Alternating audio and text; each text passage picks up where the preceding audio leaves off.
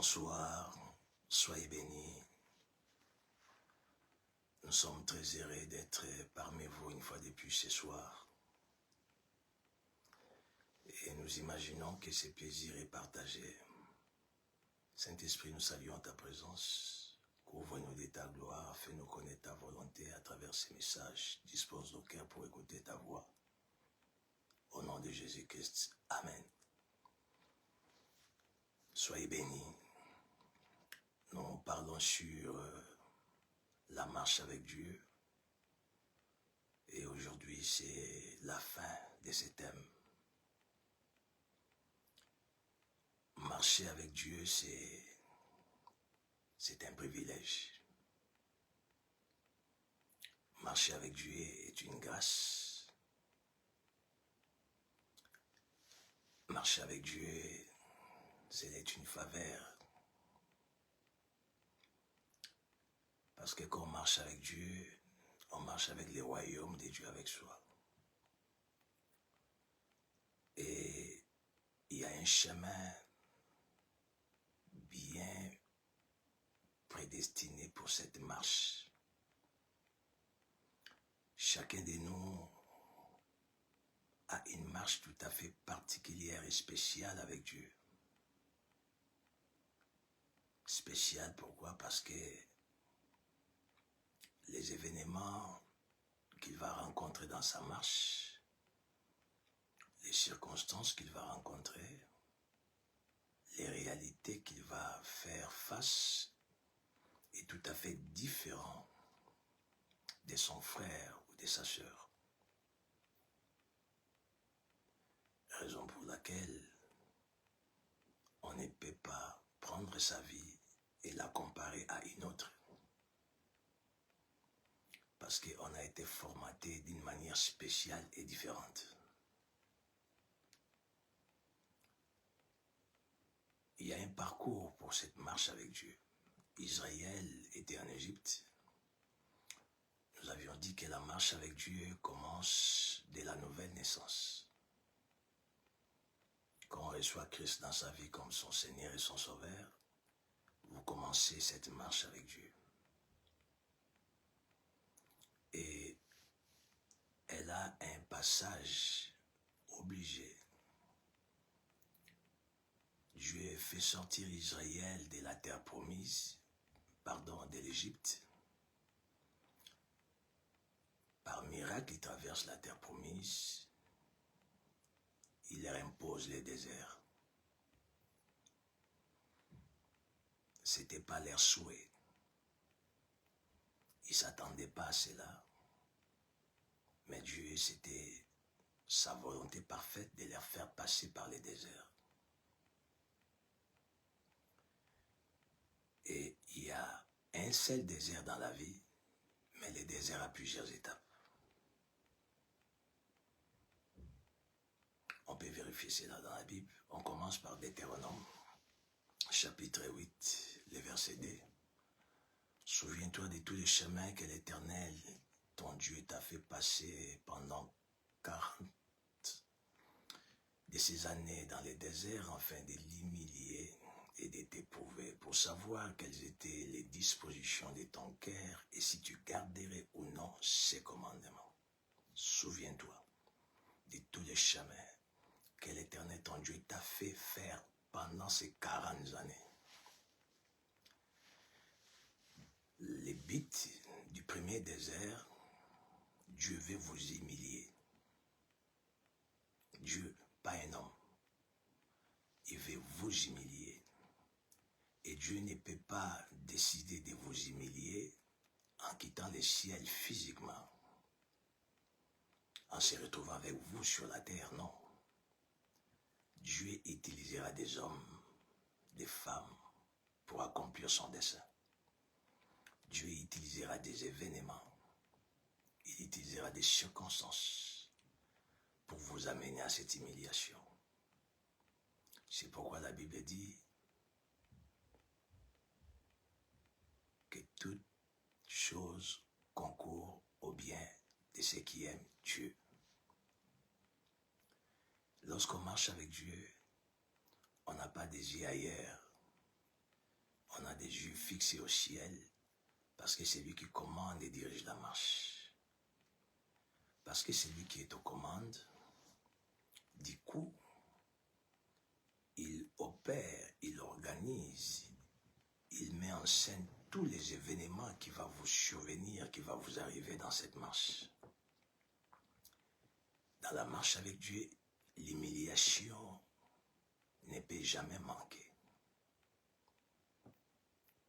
Les épreuves ne peuvent jamais manquer. Dieu vous impose l'humiliation.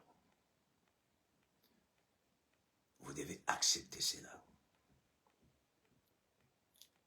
Si vous lisez les livres des Philippiens, et Philippiens, vous allez comprendre qu'à partir du 12e verset du 4e chapitre, Philippiens 4, verset 12, Paul parle de ça. Je sais vivre dans l'humiliation. Comment Paul pouvait-il parler de l'humiliation, savoir vivre, c'est-à-dire il avait de l'expérience sur l'humiliation. Un enfant de Dieu qui ne veut pas être humilié, qui puisse oublier la terre promise qui est l'élévation. Vous marchez avec Dieu, n'ignorez pas cela. Et Dieu dit, souvenez-vous de ces 40 années que je vous ai fait faire. C'est-à-dire Dieu leur a fait faire un détour. Dans la marche avec Dieu, Dieu est capable de nous faire vivre la terre promise de suite, juste après notre délivrance de l'Égypte. Mais il ne peut pas faire cela. Il ne procède pas de cette manière-là. Il nous fait toujours faire un détour. Et ces détours, c'est ce que nous appelons les déserts. Il y a un premier désert et il y a un second désert. En fait, il n'y a pas deux déserts, il n'y a qu'un seul. Mais le désert dans la vie d'une personne peut venir de plusieurs façons et dans plusieurs temps différents. Vous ne vivrez pas les déserts dans un seul temps de votre vie. On peut vivre les déserts dans 2, 3, 4 temps dans sa vie, selon la modalité, selon les modèles de votre destin, de votre destinée. Là, les premiers déserts, la Bible nous parle, je vous ai fait passer par là pour vous humilier. L'humiliation et vous éprouver. C'est-à-dire, il dit, pour voir ce qui était caché dans vos cœurs. Dieu a besoin de savoir ce qui est caché dans nos cœurs. Et la seule façon d'en savoir, c'est de nous faire passer par des temps compliqués. Nous faire passer par des temps inconfortables. Nous faire passer par des temps difficiles. Nous faire passer par des temps de crise. Et des temps de souffrance et de crise, cela se diffère aussi d'une vie à l'autre. Vous ne vivrez pas la même crise que votre frère dans votre désert. Vous ne vivrez pas la même souffrance que votre sœur dans son désert. Chacun de nous a une souffrance bien définie. Il a des difficultés bien détaillées, bien précises, que l'Éternel a prédestinées dans son désert. Le problème, c'est de connaître et d'affronter vos temps d'humiliation. Accepter ces temps d'humiliation. Faire face à ces temps d'humiliation et vaincre ces temps d'humiliation. Ne fouillez pas Dieu lorsqu'il vous humilie. On ne peut pas fuir Dieu. Ne cherchez pas à échapper à l'humiliation de Dieu. Il y a des gens qui essayent de forcer la nature. Dieu ferme les ciels pour leur imposer un mode de vie, mais à cause des humains, à cause des gens qui les connaissaient, à cause des personnes qui les connaissent, du coup, ils cherchent à esquiver les temps de Dieu d'humiliation. Non. Dieu fera ce que pendant qu'il vous humilie, tout le monde puisse être au courant. C'est-à-dire que tout le monde puisse voir votre humiliation. Il le fera. Et pendant qu'il vous amène aux épreuves, il vous fait passer par ces temps compliqués, il cherchera à ce que vous soyez exposés. Pas exposés pour que les gens vous mettent la main dessus, mais exposés pour que Dieu, pour que les gens voient les temps compliqués que vous êtes en train de passer. Et dans tout cela, Dieu cherche à découvrir vos réactions. Vos réactions pendant les épreuves, vos réactions pendant l'humiliation. C'est pourquoi la Bible dit, rien ne me séparera de l'amour de Christ. Rien ne peut vous séparer de l'amour du Seigneur. Même ces temps de souffrance, que vous soyez vaccinés à la souffrance, que vous puissiez être vaccinés aux épreuves, vaccinés aux difficultés, que dans votre tête, que ce soit Dieu ou rien. C'est ce que Dieu poursuit. Ça, c'est les premiers déserts. Les seconds déserts, c'est le désert de Matthieu 4.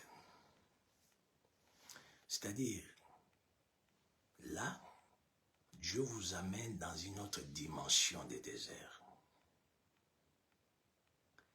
Dieu vous amène dans une autre période des déserts. Est-ce qu'on peut lire cela, Matthieu chapitre 4?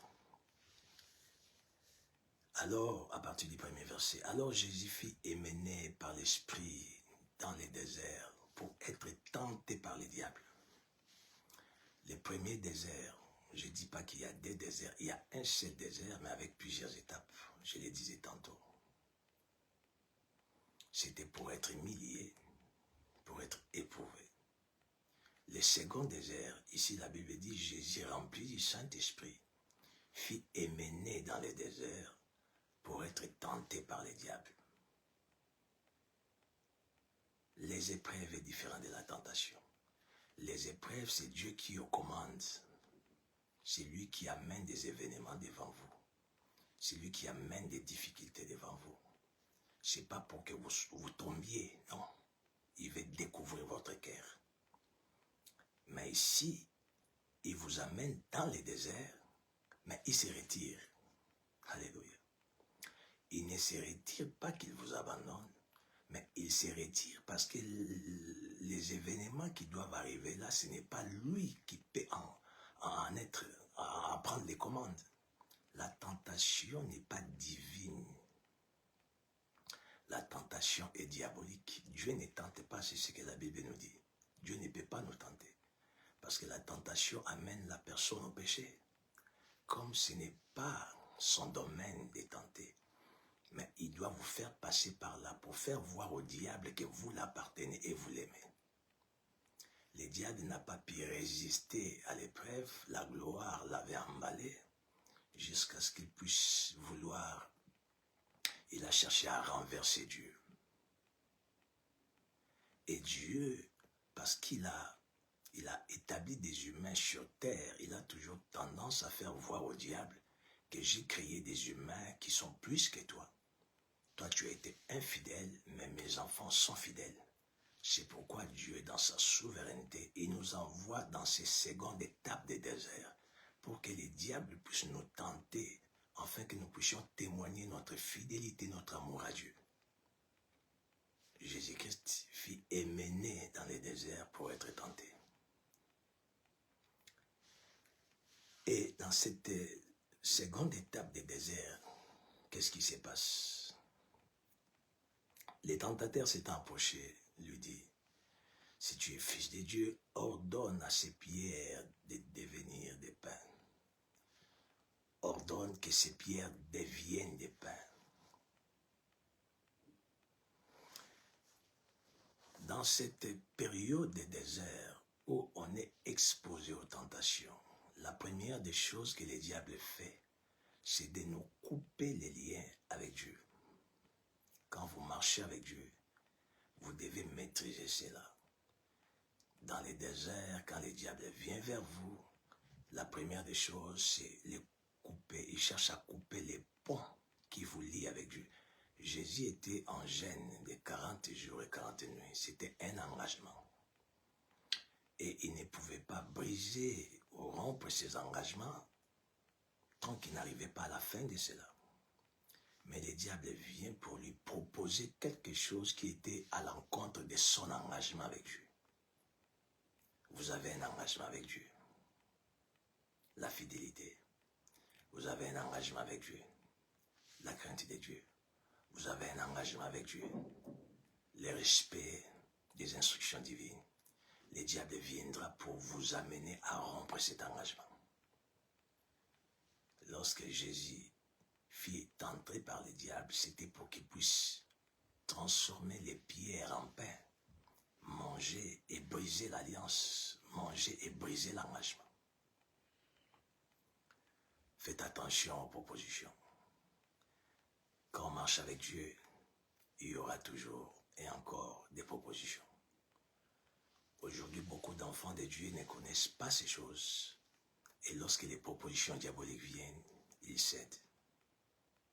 Vous ne pouvez pas témoigner votre amour à Dieu si vous n'avez pas vaincu aux propositions du diable.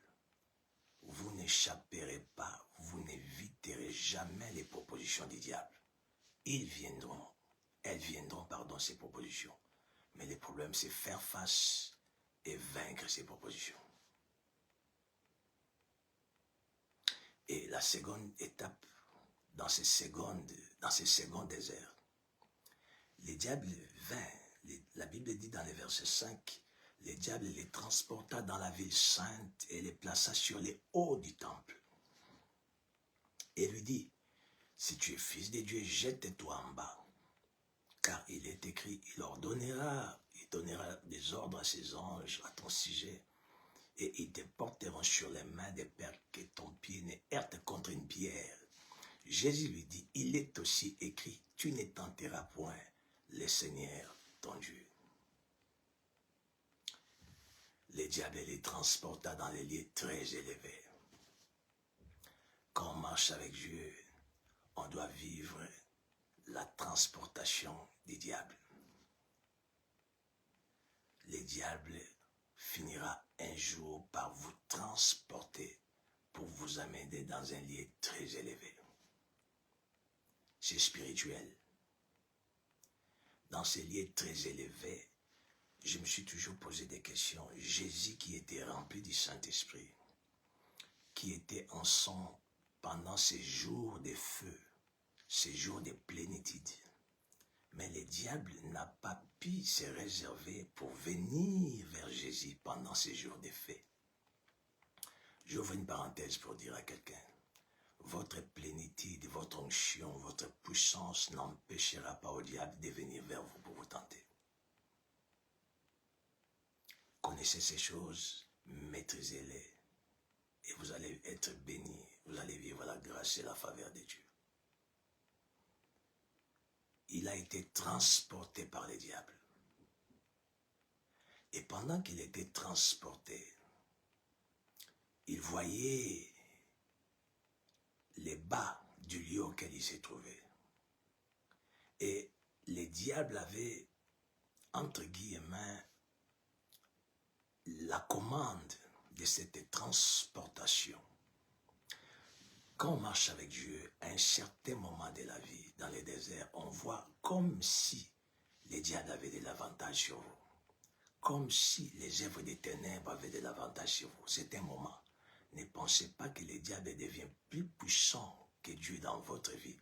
C'est une période, c'est une étape. Ça va passer. Je m'adresse à toutes ces personnes qui sont en train de vivre la transportation du diable. Vous vous retrouvez dans une période de vie où vous êtes transporté par le diable. C'est-à-dire le diable est en train d'opérer comme s'il opère, comme s'il a les terrains libres pour agir dans votre vie. Non, l'Éternel est là, mais il lui a laissé les temps. C'est un désert pour vous. C'est le temps de transportation. Dieu sait que vous n'allez pas céder, parce que la base, c'est la parole de Dieu qui est en vous. Jésus lui a répondu par la parole, par les Écritures. Il est écrit, tu ne tenteras pas l'Éternel ton Dieu. La chose qui va vous secourir, la chose qui va vous donner la victoire pendant ces temps de désert où le diable vous transporte haut, c'est la connaissance de la parole de Dieu. C'est pourquoi la Bible nous dit que ce livre de la loi ne s'éloigne pas de votre bouche, Méditez-les jour et nuit. Vous voulez réussir la marche avec Dieu, soyez un vrai lecteur de la parole de Dieu. Lisez la Bible tous les jours, jour et nuit.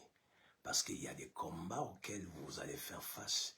Il ne s'agira pas de la prière, mais il s'agira par contre de la parole. C'est la parole qui a donné à Jésus la victoire devant les diables pendant ces temps de transportation. Ce n'était pas la puissance, mais c'était la parole. Aujourd'hui, il y a des enfants de Dieu qui sont faibles dans la parole de Dieu, qui ne maîtrisent pas les Écritures. Ils se sentent vaincus dans cette tentation parce qu'ils n'ont pas la maîtrise des Écritures. Et qu'est-ce que la Bible nous dit?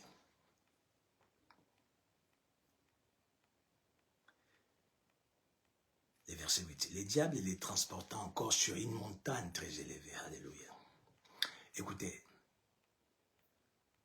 le désert où Dieu vous amène pour être tenté par les diables est fait de 3 niveaux. Le désert où Dieu vous amène pour être tenté par les diables est fait de 3 étapes, 3 niveaux.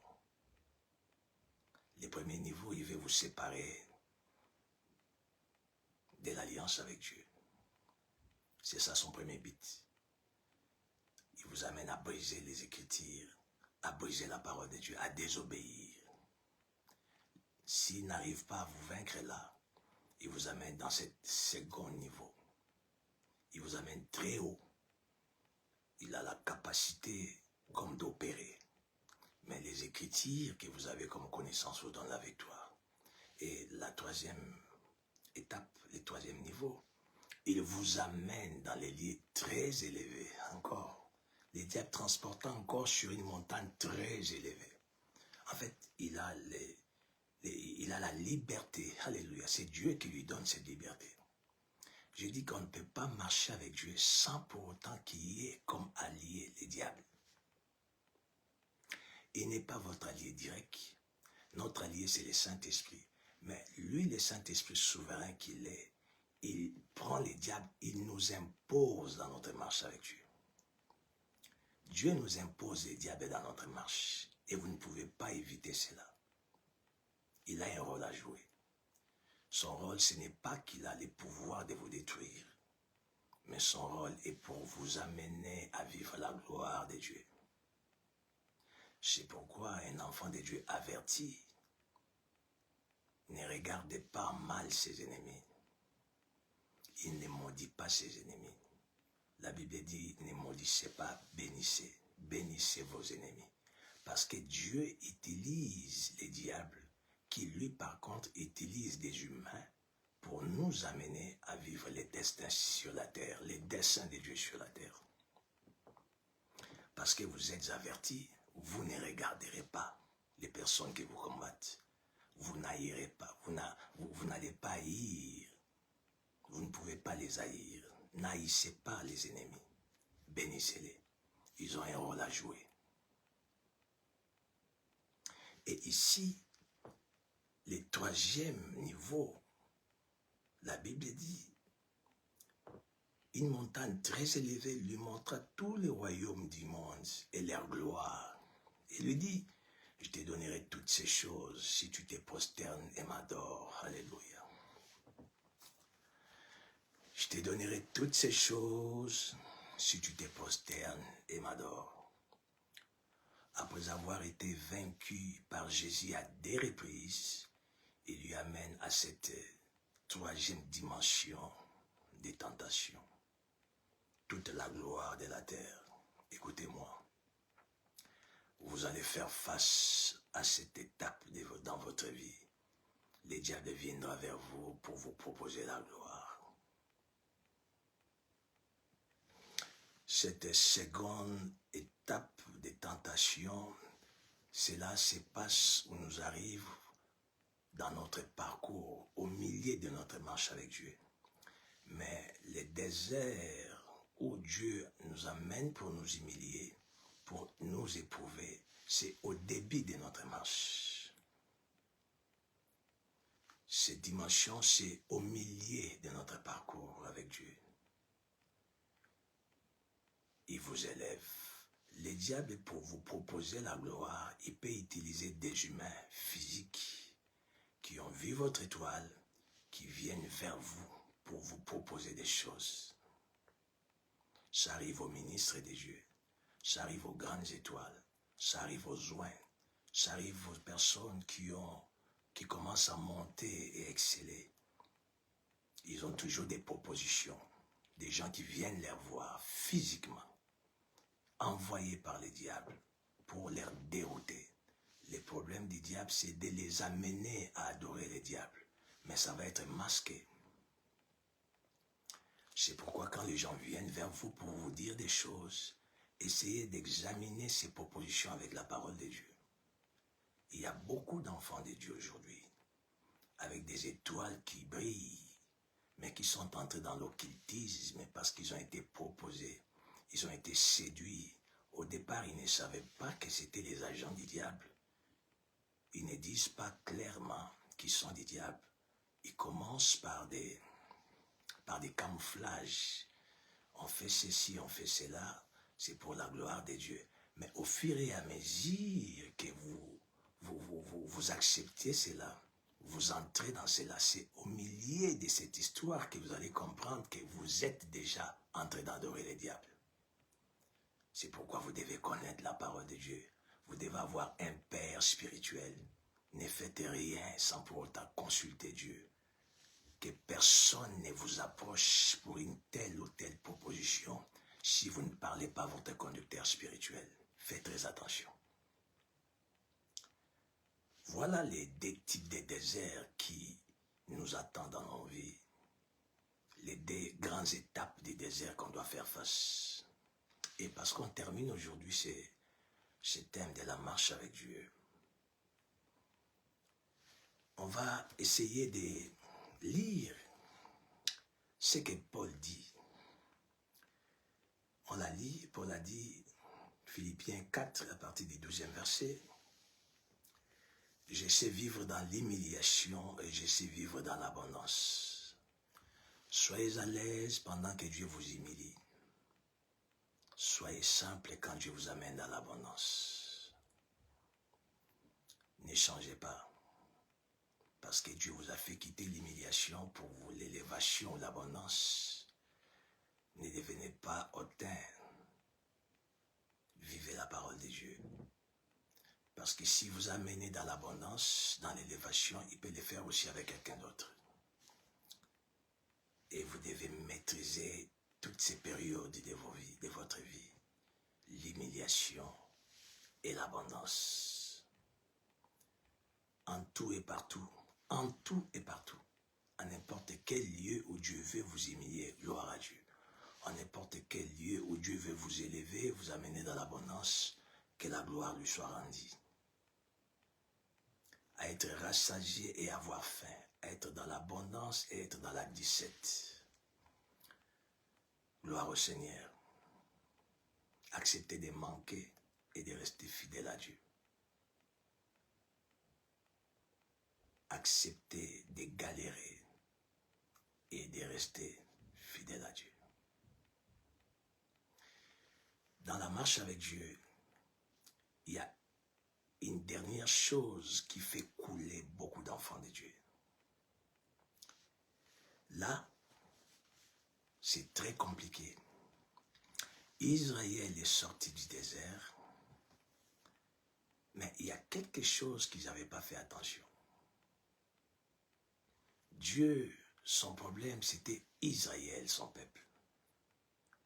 Mais les diables qui les avaient opprimés en Égypte avaient un objectif, c'était atteindre Israël et de les faire jouer dans cette marche avec Dieu.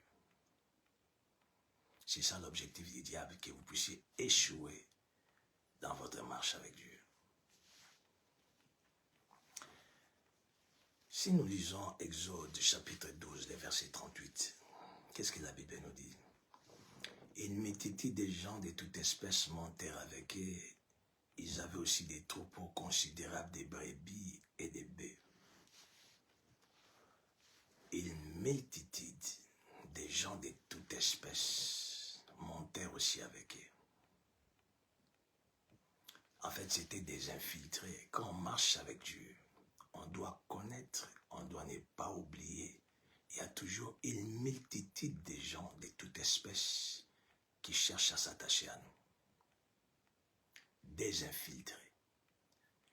En vrai, ils n'étaient pas israélites, ils étaient égyptiens, mais ils les ont suivis.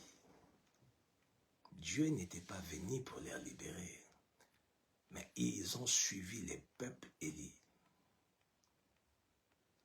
Les but de cet attachement, de ces peuples qu'on appelle égyptiens, on les appelait les Ramassis, selon Nombre chapitre 4, c'était pour influencer les peuples.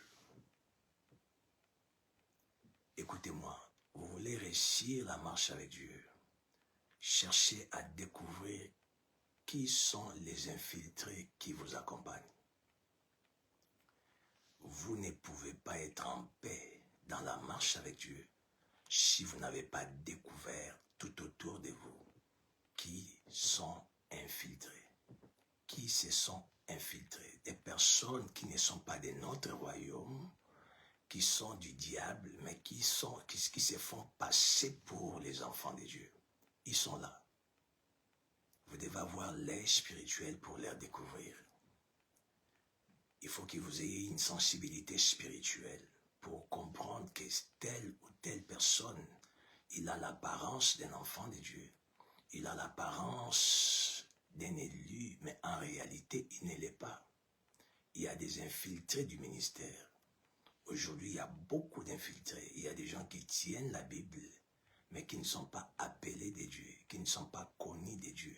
Ce sont des loups. Ils prêchent, mais vous allez voir que la parole qu'ils prêchent, ce n'est pas la parole pire. Ils déforment les Écritures. Quand vous voyez un prédicateur déformer les Écritures, comprenez directement qu'il ne vient pas de Dieu.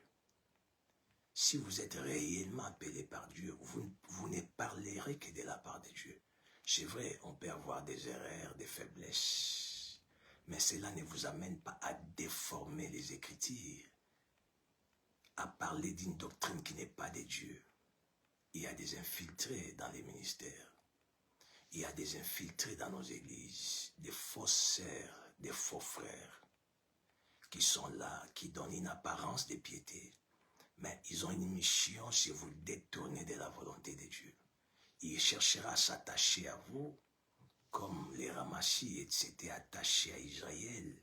Mais quand vous lisez Nombre chapitre 4, vous allez voir que c'est eux qui amenaient cette mauvaise influence en Israël pour qu'ils puissent se détourner de la voie de Dieu. Leur but, c'est vous détourner de la parole de Dieu. Leur but, c'est vous détourner quand vous êtes à l'église. Il cherchera à s'attacher à vous pour vous détourner des instructions que l'homme de Dieu donne. Ils ont un objectif, un et un seul. Vous enlever dans la présence de Dieu, vous faire de vous un fautif, vous amener à pécher pour que Dieu s'énerve, Dieu se fâche contre vous. Découvrez les infiltrés tout autour de vous. Si vous ne les découvrez pas, vous allez vous retrouver influencé par ces gens dans votre marche avec Dieu. Et ça va vous empêcher de vivre la terre promise. Que l'Éternel vous bénisse. À la prochaine.